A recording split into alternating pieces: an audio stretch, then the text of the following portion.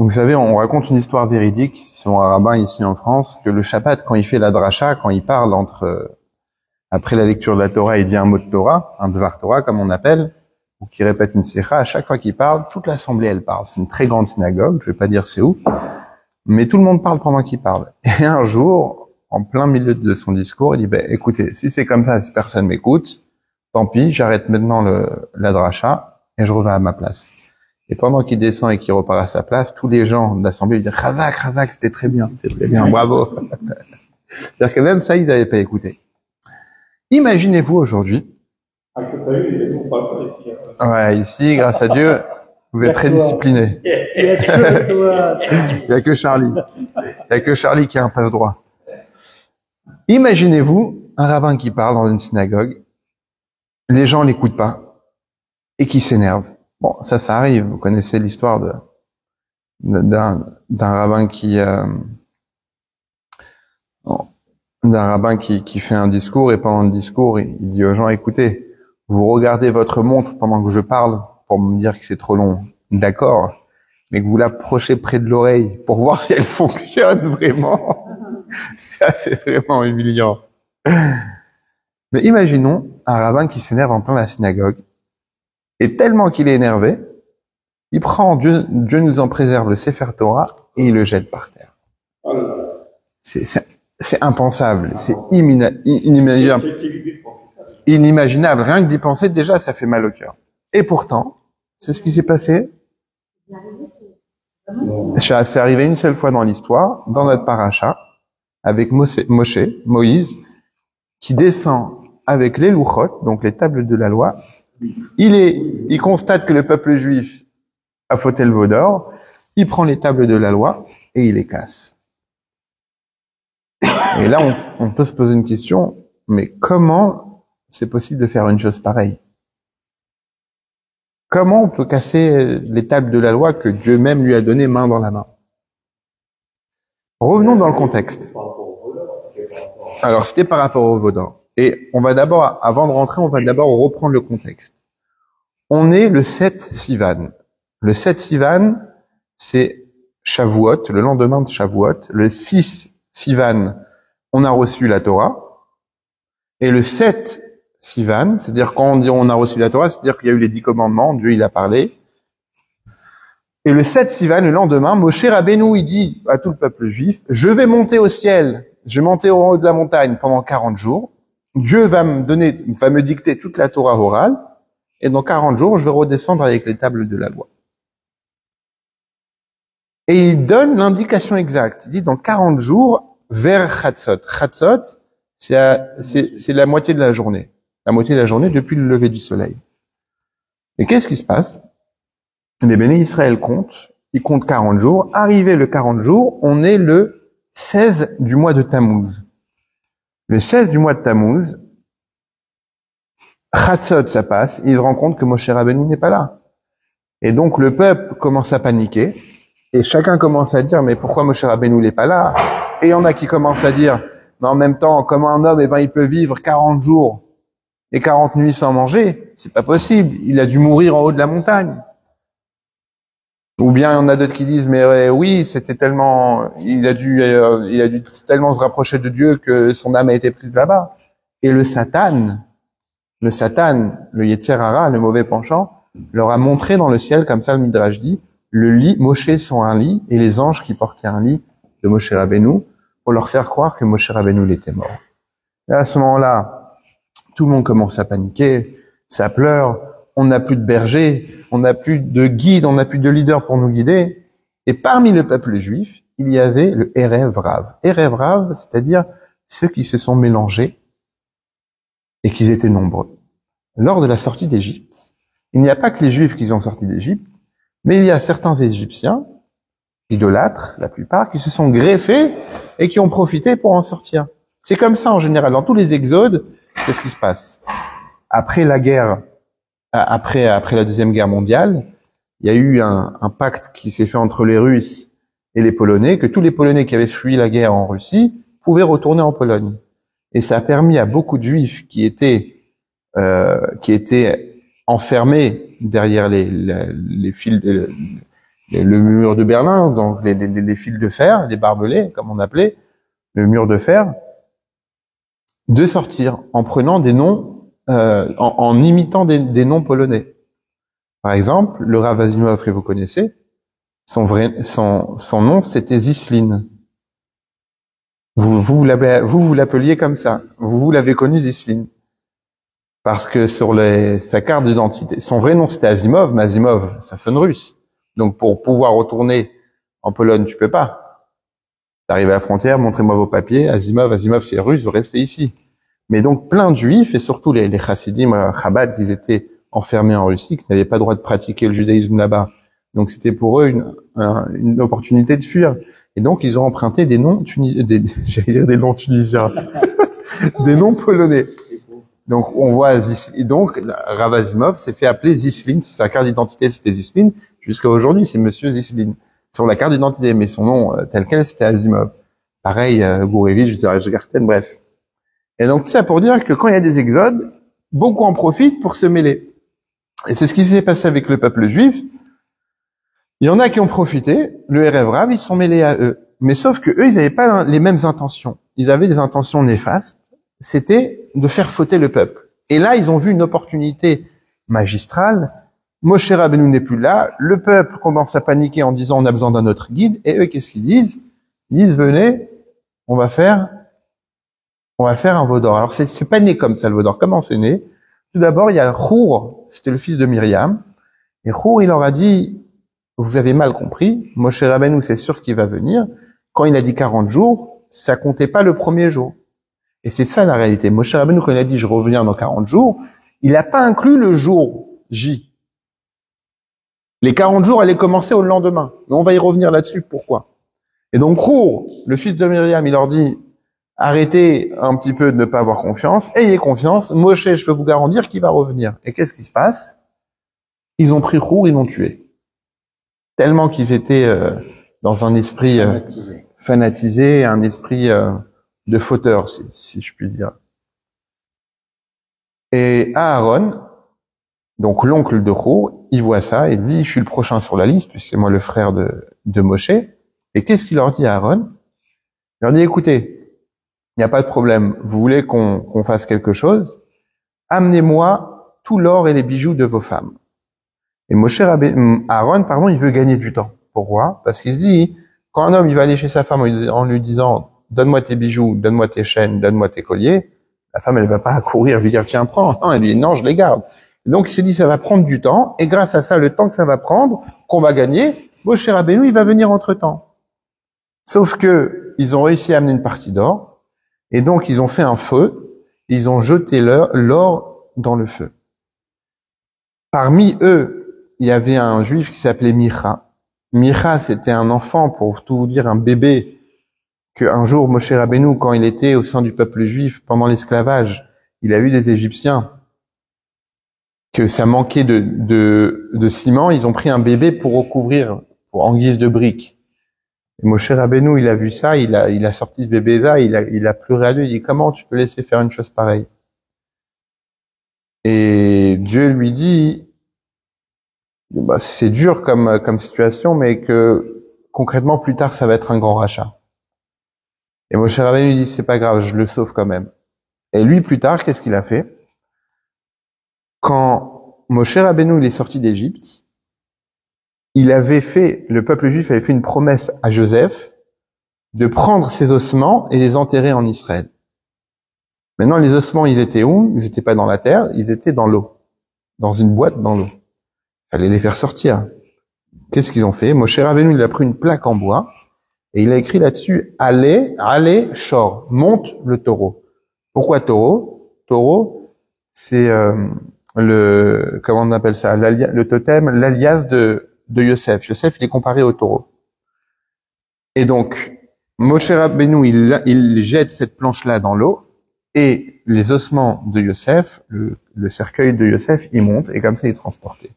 Micha, qui était proche, qui était là-bas sur place, il a vu que cette planche-là, elle avait un pouvoir, il l'a gardée pour lui. Et quand il y a eu le veau d'or, et que tout le monde a jeté les bijoux dans le feu, Aaron, il s'est dit, ils vont jeter les bijoux. Au bout d'un moment, ils vont voir qu'il n'y a rien qui se passe. Ils vont se dire, mais on est complètement fou. Là, il faut qu'on se calme. Là, c'est bon, on a dépassé les limites. Mais qu'est-ce qui s'est passé? Micha, il a pris cette planche de bois et il l'a jetée dans le feu. Et comme il y avait écrit, allez, Shor, monte le taureau, là, il y a un veau d'or qui est sorti de là. Moshe Rabbeinu, il est en haut, dans le ciel, et Dieu lui dit, Lech red kishichet amcha. Va, descends, car ton peuple a fauté. Et il lui prévient, Dieu lui dit déjà, ils sont déjà détournés du chemin que je leur ai montré, etc. Qu'est-ce qu'il fait Moshe Rabbeinu? Il descend, donc c'est le 17 Tammuz. Et c'est pour ça que le 17 Tammuz, c'est aussi un jour de jeûne. Il descend, il voit que le peuple, il est en train de danser autour du veau d'or. Il s'énerve, entre guillemets, il prend les 2 tables de la loi qui étaient faites de la main de Dieu et il les brise par terre. Et puis ensuite, Dieu lui dit, pousse-toi, je vais les punir. Finalement, Dieu y punit seulement ceux qui ont fauté, etc. Maintenant, ça, c'est pour nous remettre un peu dans le contexte. On a une question qui apparaît avec 3 sens. Premièrement, pourquoi la Hashgacha Eliona, c'est-à-dire la providence divine, elle a fait qu'une chose pareille, ça arrive? Que quoi? Pourquoi Moshe n'a pas été clair avec le peuple juif? Pourquoi il leur a pas dit clairement, à partir de demain, vous allez compter 40 jours, et dans 40 jours, à partir de demain, je vais revenir? Non, il dit dans 40 jours, à midi, je reviens. Mais précise, est-ce que ça inclut aujourd'hui ou pas? Et d'un autre côté, pourquoi il y a eu cette chose-là? Pourquoi il y a eu cette chose-là? Pourquoi on a dû passer par là? Et de troisièmement, ok, ils ont fauté, mais pourquoi tu casses les louchotes? Pourquoi casser? Est-ce que c'est une manière? C'est-à-dire tu casses quelque chose qui t'appartient pas. Et on va y revenir là-dessus. Mais concrètement, le peuple juif, là où c'est plus étonnant, c'est qu'ils viennent à peine de recevoir, il y a 40 jours, ils ont reçu les 10 commandements. C'est quoi le deuxième commandement? Tu n'auras pas d'autre Dieu mis à part moi. Tu viens à peine de recevoir ces commandements-là, et directement, tu deviens infidèle. Et d'ailleurs, dans la Gemara Shabbat, on compare ça. Les termes que la Gemara Label emploie, on dit c'est comme une kala, une fiancée, que sous la choupa, sous le dénuptial, elle commet une infidélité. Et là, le peuple juif, dans la Gemara, il est comparé à ça. C'est-à-dire que tu viens à peine de recevoir, tu n'auras pas d'autre Dieu. 40 jours après, direct, tu exploses. Allez, paf, veau d'or, et on danse, et on chante, et on fait la fête.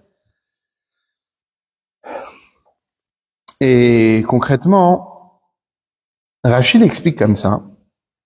Pourquoi Moshe Rabbeinu il a cassé les louchot? Rachid nous dit,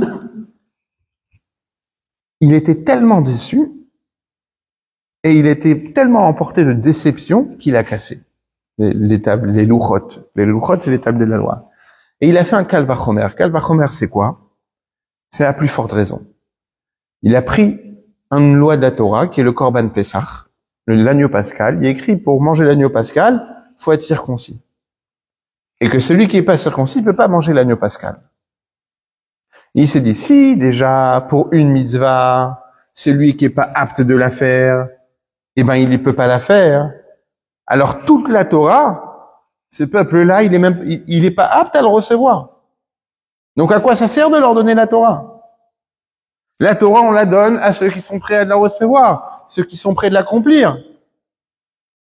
Donc comme ça, Rachid explique que Moshe Rabbeinu était tellement déçu et par déception, il a cassé. On a maintenant Rabbeinu Bechaye qui dit pourquoi il a cassé. T'es pas content? Si tu vas selon Rachid, que tu dis t'es déçu, il mérite pas la Torah, t'as pas à la casser. Tu prends, tu la ramènes chez Dieu. Et il donne l'exemple d'un roi qui nomme un émissaire, il lui donne une lettre, il dit tiens, prends cette lettre-là, tu vas l'amener à telle famille ou à tel peuple. il arrive là-bas, il voit que le peuple lui dit, on n'en veut pas de ta lettre. Qu'est-ce qu'il fait, l'émissaire? Est-ce qu'il va déchirer la lettre? Non, il revient chez le roi. Il dit, voilà, la mission que vous m'avez donnée, j'ai voulu la faire, mais ils en veulent pas. Moshe Rabbeinu, a priori, il descend avec la Torah. A priori, selon Rashi, ils en veulent pas. Tu prends, tu la ramènes chez Dieu. Pourquoi tu la recasses? Et en plus, c'est ce qu'il va faire après, c'est qu'il va remonter pour aller chercher d'autres tables de la loi. Donc pourquoi, a priori, il les casse? Il y a un livre qui s'appelle Akedat Yitzhak et qui répond, et qui donne une réponse. Il dit, il a voulu les impressionner. Il a voulu faire une scène dramatique. Comme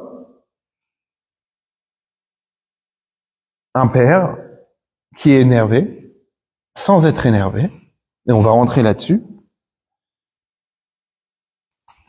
c'est que, par exemple, on a le droit de démonter, si on peut dire, une Torah, à condition d'en reconstruire une autre plus belle. On a le droit de détruire une synagogue, à condition d'en construire une autre plus belle à la place. Et donc, Moshe Rabbeinu, il a quelque part cassé les louchot pour les impressionner, leur montrer que c'est gravissime, cette situation-là, que ce qu'ils ont fait, c'est très grave, et repartir à nouveau. Mais là, il y a une question qui se pose. Est-ce qu'on peut se comporter comme ça? Est-ce qu'on a le droit de casser? Et il écrit, c'est ce qui est écrit dans la Gemara. Il écrit comme ça.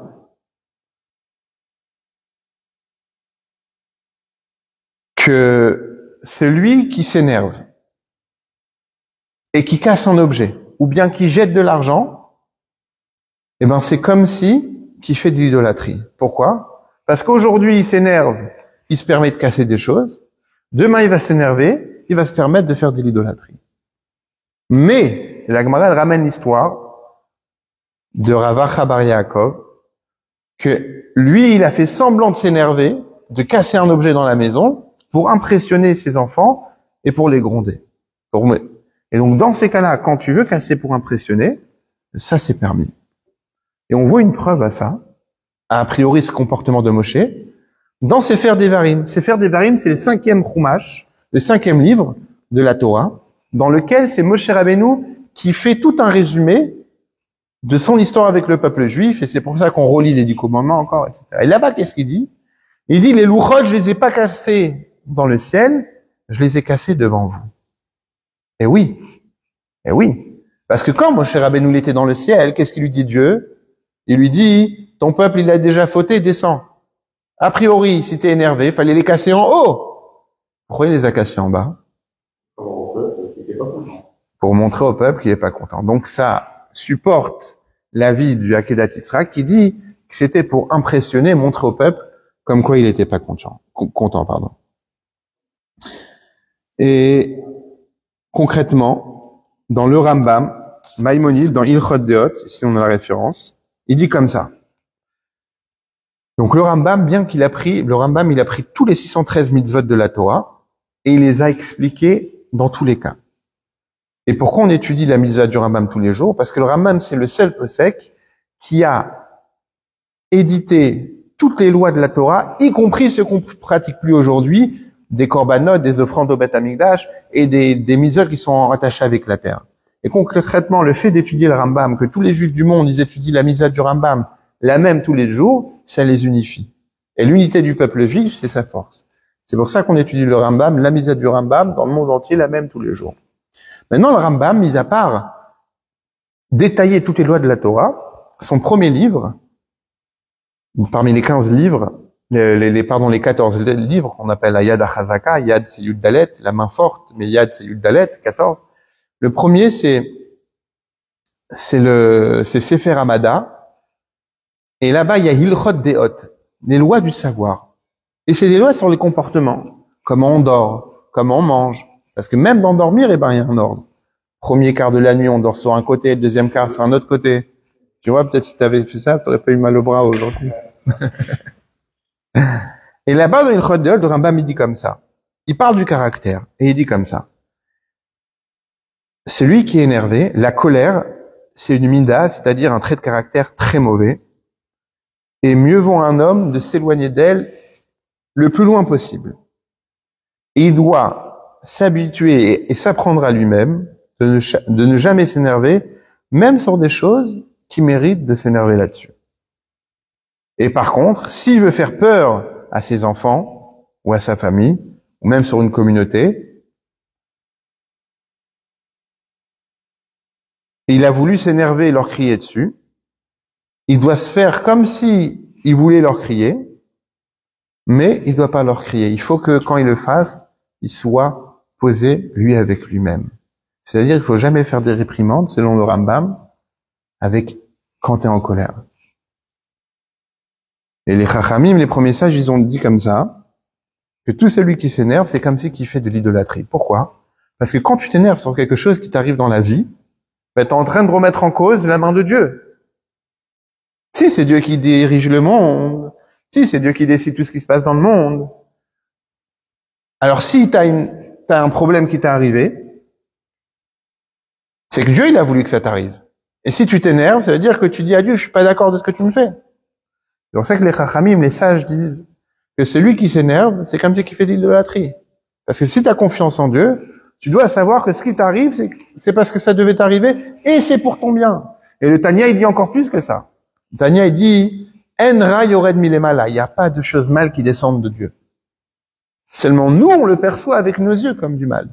Mais si, le Tanya, il dit encore plus fort que ça, si tu te mets dans la tête qu'il n'y a pas de mal, il n'y a que du bien qui descend en bas, et que tu es persuadé que ce qui t'arrive, c'est du bien au fond, eh ben tu mériteras de voir cette chose négative se transformer en positive et être témoin de son changement en bien. C'est-à-dire le fait de croire et d'être sûr qu'il n'y a que du bien qui descend du ciel, tu vas mériter de voir le bien. Et concrètement, de Rambam, on voit que quoi? Que même, Rambam il écrit clairement dans l'Halacha, que même si tu as envie de faire un reproche parce que tu es énervé, avant de le faire, tu dois avoir l'esprit posé entre toi et toi-même. Avant de crier, fais d'abord le vide sur toi-même, faut que tu le fasses, mais quand tu as tout ton esprit. Vous savez encore, le pire, il est écrit comme ça qu'on reconnaît un homme avec 3 caisses. Caisse, c'est le chaf et le samer. Bekiso, kiso, c'est le verre. Quand un homme y boit, eh ben on voit en réalité qu'est-ce qu'il dit et donc qui il est. Kaaso, la colère. Quand un homme, eh ben il est énervé, tu peux voir exactement ce qu'il pense de toi. Et le troisième, c'est kiso. Kiso, c'est sa poche. Quand tu lui touches à son argent, là tu peux voir vraiment qui il est. Et maintenant pour revenir, donc a priori, selon le Rambam, Moshe Rabbeinu, il aurait pas dû faire semblant qu'il est énervé. Et donc, maintenant notre question à nous, elle est, quelle est la partie profonde de cette histoire de la Torah? Cette histoire que vous savez, qu'il y a un sefer qui s'appelle Sefer HaKuzari avec Rabbi Yehuda Chassid. Les Khuzars, c'est les Khazars, le peuple des Khazars. On dit que c'est dans cette région-là. Et c'est un peuple que le roi a cherché à se convertir à une religion monothéiste. Et donc il a amené un représentant de chaque religion, il a posé toutes sortes de questions, et finalement il a choisi de se convertir au judaïsme, il a converti tout son peuple aussi. Et il a amené, c'était qui le représentant? C'était Rabbi Yehuda, celui qu'on appelle Rabbi Yehuda Chassid.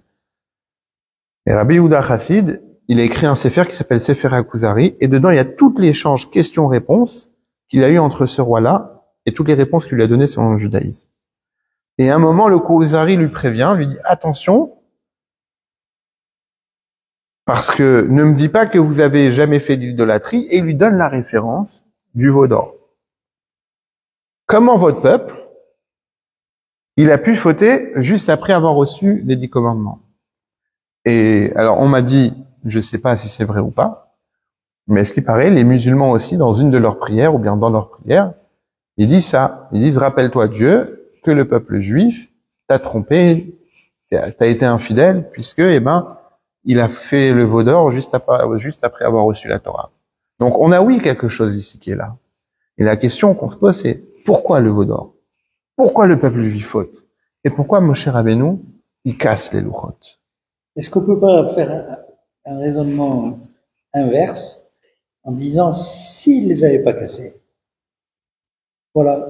Essayons de raisonner. Qu'est-ce qui se serait passé si Moshe avait dit non, non, je vais pas casser ces Alors, je vais leur parler. Ouais, bonne intervention. Qu'est-ce qui serait passé s'il les avait pas cassés? Alors, vous savez, ça me rappelle, et on va entamer la réponse, le raisonnement de la réponse avec ça. Quand on était à la yeshiva, c'est la maison d'études, mais c'est un internat. C'est pas l'école où tu vas pour quelques heures dans la journée. C'est-à-dire, tu vis là-bas toute la semaine. De temps en temps, tu rentres chez toi le Shabbat, mais tu dors là-bas, c'est un internat, et tu manges là-bas, tu étudies là-bas. Et le cursus, il est 6 ans de yeshiva. Dans les 6 ans, il y a 3 ans, ce qu'on appelle yeshiva ktana, la petite yeshiva. Il y a 3 ans, yeshiva gdola, la grande yeshiva. Et puis ensuite, une fois que tu termines ça, on fait encore 1 an de yeshiva, où là-bas, on clôture en faisant le diplôme de rabbinique, pour ceux qui veulent. Et le rabbi il a demandé que chaque rassit rabat fasse ce cursus-là, qu'après les 6 ans de yeshiva, 1 an de shlichut et 1 an où on fait la smicha, donc le diplôme rabbinique. Maintenant, qu'est-ce qui se passe? Comment ça se passait? Pour se réveiller le matin, alors c'est très discipliné, hein. C'est-à-dire qu'il y a l'heure, il faut respecter les horaires. Celui qui respecte pas les horaires, eh ben, il y a un rapport, etc. Donc c'est comme à l'armée. Et concrètement, le matin, on se lève à 7h45 tous les matins. 7h45. Dans la Shiur Aleph, donc c'est la première classe de Yeshiva Ktana, la petite Yeshiva, il y avait la musique, la lumière elle s'allume dans toutes les chambres, il y a la musique, et il y a ce qu'on appelle le madrir, donc le surveillant, qui passait dans chaque chambre, et il appelait chaque bachour, donc chaque étudiant par son prénom, en lui disant de se lever. Il le faisait à 7h45, et une deuxième fois, il le faisait juste avant, 3/4 d'heure après. Donc pendant 3/4 d'heure, on avait le temps d'aller au mikvé, se doucher, se préparer, etc., s'habiller. Et j'ai un doute, c'était 6h45 ou 7h45. 6h45. La première prière à quelle heure? 6h45. Non, parce qu'on étudiait Chassidut avant. Je pense que c'était 6h45. Et c'était 7h30 7h30. Ça me fait un peu tard. 7h45 plus en plus de ça. Oui, mais attendez. Attends, ça te fait tard, mais la veille, la dernière classe, elle termine à 9h30. Le dernier cours, il est à 9h30. Et tu dois aller dormir à 10h15. Et 10h30, extinction des feux, plus droit de parler. Pas de Netflix, pas de... Bah, tu rigoles, interdit les téléphones. Alors aujourd'hui, ils permettent les téléphones 9 touches, sans internet et tout. Ah, 9 touches. Mais moi, à mon époque, il y avait même ça, c'était interdit. T'es complètement déconnecté. Bon, c'est un monde qu'on languit. Mais non, c'était 7h45 ou 7h15 et 8h. Bon, bref. En tous les cas, plus on augmentait dans les classes, plus on grandissait. Quand on arrivait en Yeshiva Ktana, en Yeshiva Gdola, il y avait juste la lumière qui s'allumait et le madrich, il passait une seule fois. Et quand on était à New York, donc la dernière classe pour la smicha, il passait même pas dans la chambre, il rentrait même pas pour te réveiller, il passait dans chaque porte il avait une sorte, je sais pas si c'était une clé ou quelque chose comme ça en métal, il tapait sur la porte, ça résonnait tellement fort que ça réveillait tout le monde. Mais sans rentrer, il le faisait. Donc, c'est dire quoi? C'est-à-dire que, en réalité, plus tu grandissais, plus la manière éducative, comment tu dois te réveiller, elle changeait. Et pourquoi? Parce que plus tu grandis, plus tu dois savoir à te réveiller toi-même et que personne te réveille. Tu dois pas compter sur un autre pour te réveiller. Et pourquoi je donne cet exemple-là? C'est un petit peu ce qui se passe avec Moshe Rabbeinu et le peuple juif. Moshe Rabbeinu, au moment de casser les louchot, il veut en réalité changer la manière éducative du peuple juif. Jusqu'à là, il se rend compte que le peuple qu'il a fait sortir d'Égypte, ils ont été témoins des 10 plaies. Ils ont été témoins de l'ouverture de la mer. Ils ont été témoins du puits de Myriam. Ils ont été témoins de recevoir la manne du ciel. Ils ont été témoins de recevoir les 10 commandements mipi agvoa, c'est-à-dire de la bouche de Dieu lui-même. Et quand il descend 40 jours après, et il les voit déjà en train de fauter. Il se dit, il y a un problème, on les a trop pourri gâtés, et à partir de maintenant, il faut que ça change. Et là, il va briser les louchot. Et en brisant les louchot, en réalité, il ouvre la porte à un nouveau phénomène du judaïsme, qui est quoi? Qui est la teshuva. La repentance. Jusqu'avant cette histoire du veau d'or, il n'y a pas eu une histoire dans la Torah où on parle de se repentir. Il y a eu Adam et Ève, quand Dieu il a reproché à Adam, pourquoi t'as fait ça? Il a dit, c'est pas moi, c'est elle. Il a mis la faute sur sa femme. Il y a eu Caïn et Abel. Il y a toujours, on se justifie, mais il n'y en a pas un qui a fait Tchouva. Mais Moshe Rabbeinu, à ce moment-là, il ouvre une nouvelle porte, qui est la porte de la Teshuva. Et là, je vais faire un parallèle avec l'histoire de Purim.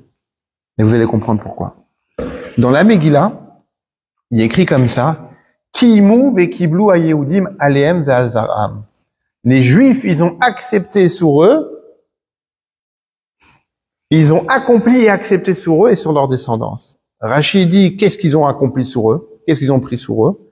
Ki'imu ma'shekiblu gvar. Ils ont accompli ce qu'ils avaient déjà reçu à Matan Torah. Quand il y a eu Matan Torah, quand Dieu il a dit, je vais vous donner la Torah, vous savez ce que le Midrash il dit? Dieu il a pris une montagne, il a déraciné une montagne, il leur a mis au-dessus de la tête, il leur a dit, soit vous acceptez ma Torah, ou bien soit je lâche la montagne et je vous anéantis. Comme ça c'est écrit. Et Rashi ramène. Donc ça veut dire que le peuple juif, il était quelque part menacé, il n'avait pas le choix que d'accepter. Et ils l'ont accepté. Mais qu'est-ce qu'on voit après? Ils en ont pas fait toute une montagne. Bravo. Là déjà c'est pas mal, tu vois. Là c'est pas mal. Ça change de l'émonote. Tu les frappes à les mains. Et qu'est-ce qui se passe? C'est quoi l'histoire de Purim? C'est qu'il y a un homme qui s'appelle Aman, qui a été nommé promu premier ministre, et donc tout le monde devait se prosterner à lui. Mais comme il avait une idole sur le cœur, un collier avec une idole, Mordechai refusait de se prosterner devant lui. Pour ne pas se prosterner devant une idole, c'est chose qui est assourde. Et Aman, quand il a vu ça, il s'est empli de haine. Le Midrash raconte une histoire très intéressante sur, en réalité, la rivalité qu'il y avait entre Aman et Mordechai, que Mordechai, il avait sauvé autrefois Aman de la soif et de la faim. Mais on en parlera une autre fois. Mais concrètement, Aman décide de se venger sur tout le peuple de Mordechai. Comment elle dit? De tuer tout le peuple de Mordechai. Aman est parti demander à Achashverosh la permission de tuer le peuple de Mordechai. Qu'est-ce qui se passe à ce moment-là? Des Juifs qui n'auront pas envie de mourir, qu'est-ce qu'ils disent? Ils font une lettre, désolidarisation du peuple de Mordechai. On n'est pas le peuple de Mordechai, on est le peuple de quelqu'un d'autre. Or, qu'est-ce qui se passe? Quand les envoyés du roi et de Haman vont dans toutes les 127 provinces pour annoncer que le 14 Adar, c'est un jour où tout le monde doit prendre les armes et tuer tous les Juifs, Mordechai, il rassemble tous les enfants, il met un sac sur lui, donc quand on dit un sac, c'est un sac de deuil, et Esther demande qu'est-ce qui se passe, et on lui annonce qu'est-ce qui se passe, et elle transmet à Mordechai et lui dit comme ça, l'er kenos et kol hayehudim, va, il rassemble tous les Juifs. Pas seulement les enfants, pas seulement les religieux, pas seulement eux, pas seulement la droite, pas seulement la gauche, l'er kenos et kol hayehudim animseim beshushan, qui se trouve dans la ville de Shushan. Qu'est-ce qui est écrit? Vayas kechol asher tsiftalo Esther, que Mordechai il a fait tout ce que Esther lui a accompli, c'est-à-dire qu'il a rassemblé tous les Juifs. Et donc, ça veut dire que dans la fête de Purim, tous les Juifs, au lieu de se désolidariser de Mordechai, qui était le Moshe de cette génération, le guide, au contraire, ils s'unifient tous avec Mordechai et lui disent, on est avec toi.